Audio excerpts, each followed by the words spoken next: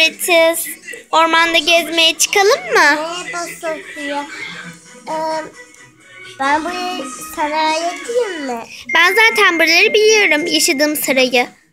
Hadi gel gezelim. Merhaba Prenses Celestia Hanım. Merhaba, sizi yeni görüyorum. Evet, çünkü biz buraya yeni geldik. Ekoestra'ya. Evet. Ekoestra'da gezmeye çıkmıştık. Ben de ta sarayımdan buraya kadar geldim. Evet, ben evimden ta buraya kadarım. Evet. Neyse, biz ormanda geziye çıkacaktık. Hadi gel.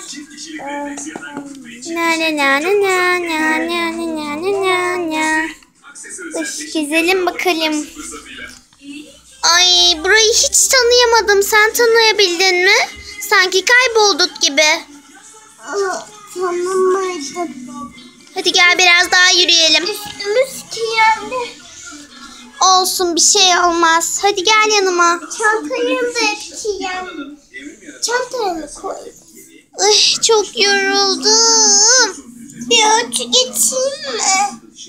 Ay yok, getirme, sağ ol. Aa, bu örtü de nereden çıktı? Yatayız diye pislenmesin. Çantalarında mı taşıyordun? Çantanda mı taşıyordun? Evet. Tamam, o zaman biraz dinlenelim. Öyle yola çıkarız. Sanki buraları tanımıyorum ben. Ben tanıyorum. Burası